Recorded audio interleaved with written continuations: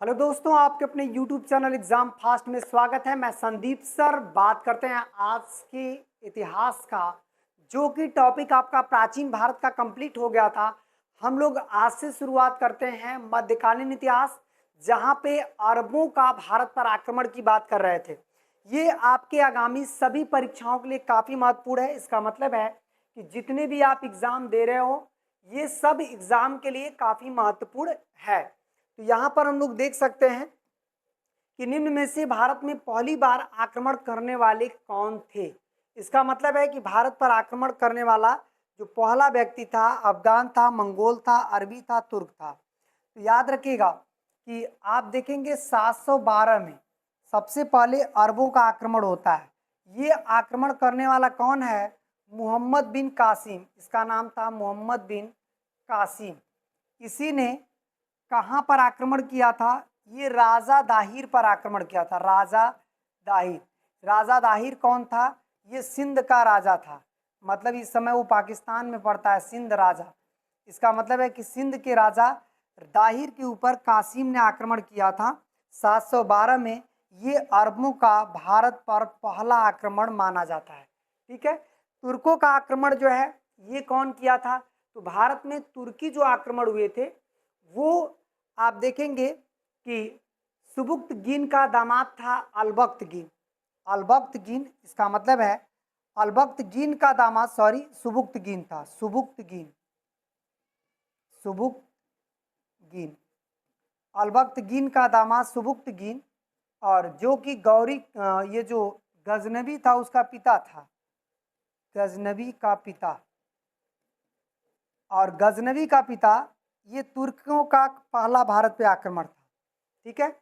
इसका मतलब सुबुक्तगीन ने किया था। हालांकि फिर सुबुक्तगीन जयपाल से लड़ करके काफ़ी चोटिल हो जाता है, और चोटिल होने के बाद आप देखेंगे कि यह इसकी मृत्यु हो जाती है, और जिसके एवज में गजनबी खुद कसम खाता है कि भारत पर हर साल आक्रमण करेंगे। तो ऐसे में गजनबी ने भारत पर कुल कितनी बार आक्रमण किया? तो गजनबी ने भारत पर कुल 17 बार आक्रमण किया था। एक दो बार नहीं किया था, 17 बार आक्रमण किया था। ठीक है। तो ये चीज़ें हैं। चलिए और आगे बढ़ते हैं। यहाँ पर कह रहा है कि 712 में भारत पर किसने आक्रमण किया था? तो अभी आपको बताया गया था 712 में मोहम्मद बिन कासिम ने भारत पर आक्रमण किया था 712 ईस्वी में। ठीक है।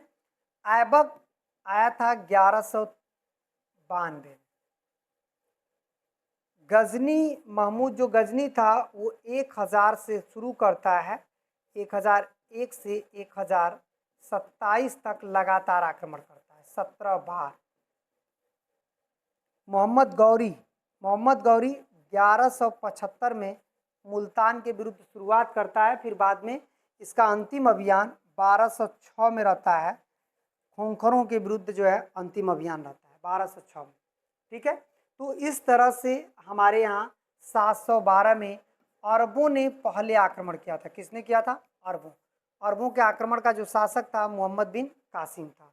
चलिए अब आते हैं, अरबों ने सिंध पर कब विजय प्राप्त की थी? याद रखिएगा, अरबों ने सिंध पर कब विजय प्राप्त की थी उसकी हम लोग बात करें तो यहाँ पर क्या हो जाएगा? सिंध पर जो विजय प्राप्त किया था अरबों ने, वो कब प्राप्त किया था? 712। 712 में किसने किया था? कासिम ने सिंध पर विजय प्राप्त किया था। ठीक है। सिंध पर विजय किसने प्राप्त किया था? कासिम ने किया था। चलिए अब आते हैं कि सुल्तान महमूद गजनबी, सुल्तान महमूद अफगानिस्तान से निम्नलिखित में से किस शहर से होकर भारत आया था? तो ये जो बंदा आया था गजनी से होकर भारत आया था। मतलब ये पूछ रहा है कि यह किस शहर से होकर भारत आया था? जलालाबाद से, काबुल से, कंधार से। गजनी में, गजनी अफगानिस्तान में ही पड़ता है। ठीक है। वहीं से होकर ये भारत आया था। महमूद गजनबी का दरबारी इतिहासकार कौन था? इसका मतलब है कि महमूद गजनबी में के समय इसने एक दरबारी इतिहासकार भी रहता था जिसका नाम था उतबी। उतबी जो है इनका जो है दरबारी इतिहासकार था। चंद्रवरदाई जिसने पृथ्वीराज रासो की रचना की थी, ये तो भारत के ही थे, और पृथ्वीराज रासो लिखा था।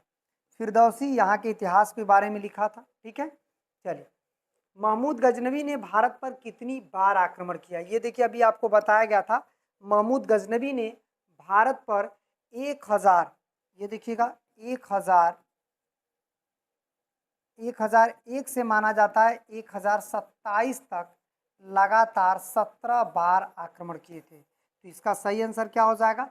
17 बार लगातार आक्रमण किया था। फिर इसके बाद राजा जयपाल और महमूद गजनवी के बीच एक पेशावर का युद्ध किस वर्ष लड़ा गया? इसका मतलब है कि राजा जयपाल था और एक तरफ जो है गजनवी था और इसने पेशावर का युद्ध लड़ा। 1001 में ये युद्ध लड़ा गया था कि 1112 में 1305, तो ये तो 1001 से 1027 तक था। तो जिसमें दो तो मैच कर रहे हैं, लेकिन यहाँ पर देखिए ये सब 1100 दे रहा है, तो ये आपका यही सही हो जाएगा। ठीक है, चलिए अब और आगे बढ़ते हैं। 1001 में अपने पहले हमले में महमूद गजनवी ने निम्न में से किस भारतीय शासक को हराया था? तो ये क्या हो जाएगा? जयपाल। किसको हराया था? जयपाल को।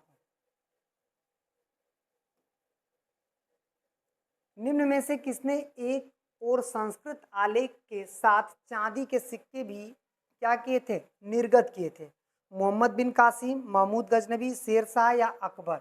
इसने चांदी के भी सिक्के जो है किए थे। तो ये कौन सा ऐसा शासक था जिसने इस तरह का चांदी का सिक्का भी जो है क्या किया था? तो ये आपका हो जाएगा कि ऐसा किया था महमूद गजनवी ने।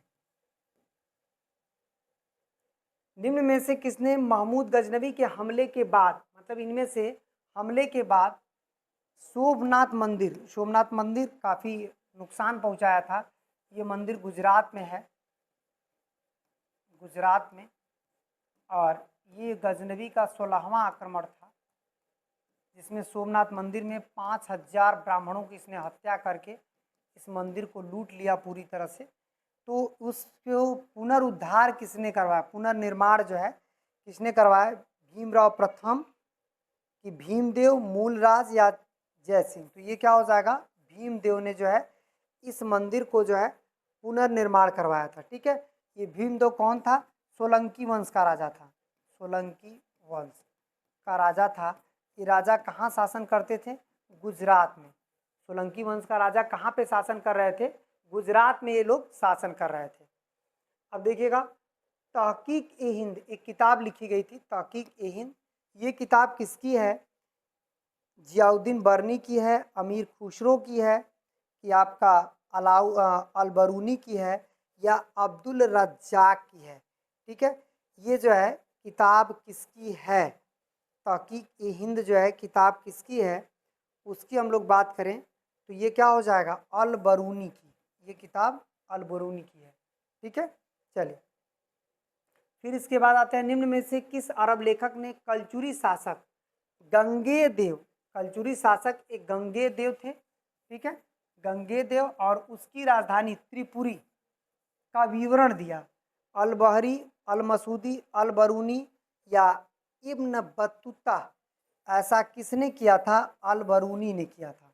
ठीक है, चलिए अब आते हैं पृथ्वीराज चौहान और मोहम्मद गौरी। पृथ्वीराज चौहान और मोहम्मद गौरी के बीच एक लड़ाई हुई थी जिसे हम लोग बोलते हैं तराइन का प्रथम युद्ध हुआ था। इसके अलावा तराइन का द्वितीय युद्ध हुआ था। दो युद्ध हुए थे, एक 1191 में हुआ था, दूसरा 1192 में हुआ था। तो ये दो युद्ध जो है तराइन के लड़े गए थे। ये दोनों युद्ध तराइन का लड़ा गया था पृथ्वीराज चौहान और गौरी के बीच, जिसमें पहले युद्ध में गौरी की पराजय होती है और दूसरे युद्ध में पृथ्वीराज चौहान की जो है पराजय होती है। तो इस चीज़ को ध्यान रखना है। ठीक है, चलिए और आगे बढ़ते हैं। किस वर्ष तराइन की पहली लड़ाई? तो 1191 में तराइन की पहली लड़ाई हुई थी और 92 में दूसरी लड़ाई। मोहम्मद गौरी 1191 में तबर हिंद पर हमला किया, जो कि एक रणनीतिक बिंदु था। किसका? महाराणा प्रताप सिंह का, हेमचंद्र विक्रमादित्य का, पृथ्वीराज चौहान का? तो ये हो जाएगा पृथ्वीराज चौहान का एक महत्वपूर्ण बिंदु था तबर हिंद, जिसको जो है आखिरकार इसे बचाने के लिए जो है तबर हिंद पर पृथ्वीराज चौहान ने क्या किया था कि इस तरह से लड़ाई शुरू कर दिया था। ठीक है, ये चीज़ें।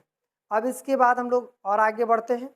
यहाँ पर देखिएगा, निम्न में से सबसे प्रसिद्ध चौहान शासक कौन सा था। इसका मतलब है ये चौहान शासक जो पूछ रहा है ये सबसे प्रसिद्ध, तो यही था आपका पृथ्वीराज तृतीय था वो कि विग्रहराज था। ठीक है, इसका मतलब है जो चौहान शासक पूछ रहा है वो कौन था कि पृथ्वीराज प्रथम था वासुदेव, तो ये पृथ्वीराज तृतीय को ही जो है पृथ्वीराज चौहान कहते हैं, जिसने 1191 में तराइन की पहली लड़ाई लड़ी और 1192 में तराइन की दूसरी लड़ाई लड़ी थी। यही था पृथ्वीराज तृतीय। इसी को हम लोग पृथ्वीराज चौहान भी के नाम से जाना जाता है, जो आज राजस्थान में काफ़ी फेमस थे। किस लड़ाई में मोहम्मद गौरी के लिए दिल्ली क्षेत्र खोल दिया गया।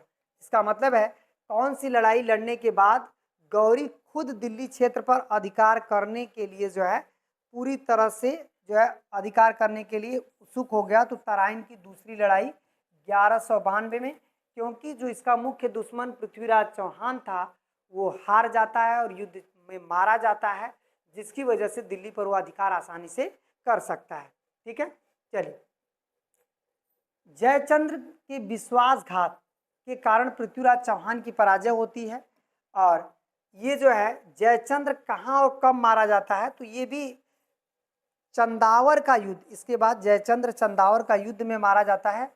1194 में जो है चंदावर का युद्ध होता है, उसी में जयचंद्र मारा जाता है। दरअसल जयचंद्र क्यों पृथ्वीराज चौहान के साथ विश्वासघात किया। दरअसल पृथ्वीराज चौहान जयचंद्र की सबसे बड़ी लड़की से प्रेम करता था। आखिरकार कई बार जयचंद्र के सामने प्रस्ताव भी दिया कि मैं एक राजा हूं और आपकी लड़की से विवाह करना चाहता हूं। जयचंद्र इस बात को मना कर दिया, जिसके कारण पृथ्वीराज चौहान को अंततः जयचंद्र के क्षेत्र में जाकर उस लड़की को उठाकर विवाह करना पड़ता था। विवाह किया और जिसकी वजह से जयचंद्र पिता होने की वजह से पृथ्वीराज चौहान को बदला लेने के लिए वो खुद जो है गौरी का सपोर्ट करने लगा। इस वजह से एक बहुत ही शक्तिशाली शासक जो है पृथ्वीराज चौहान मार दिया जाता है। इसका मतलब है कि आप समझ सकते हैं कि चंदावर की युद्ध, लेकिन गौरी तो एक मुस्लिम शासक था, एक तुर्की शासक था। आप सोच सकते हैं कि गौरी एक तुर्की शासक था, इस वजह से सभी भारतीय राजाओं को उसको पराजित करने का लक्ष्य था। तो भाई पृथ्वीराज चौहान एक शक्तिशाली जब राजा मारा जाता है तो चंदावर के युद्ध में जयचंद्र को भी पराजित करके उसकी भी हत्या कर दी जाती है। ठीक है, तो अब हम लोग ये भी कंप्लीट कर लिए। चलिए और आगे बढ़ते हैं। भारत में मोहम्मद गौरी ने किसको इक्ता प्रदान किया था। इसका मतलब है जो इक्ता व्यवस्था होती थी, इक्ता व्यवस्था एक सरकारी जो है भूमि वाला क्षेत्र की व्यवस्था होती थी, और इसे जो है किसको इसने ये दिया था पूरा भूमि क्षेत्र, ये ऐबक। क्यों? क्योंकि गौरी का जो उत्तराधिकारी था, इसका मतलब है गौरी का उत्तराधिकारी कौन था, तो ऐबक ही तो था, जिसे हर क्षेत्र को देकर गौरी वापस गजनी चला गया था।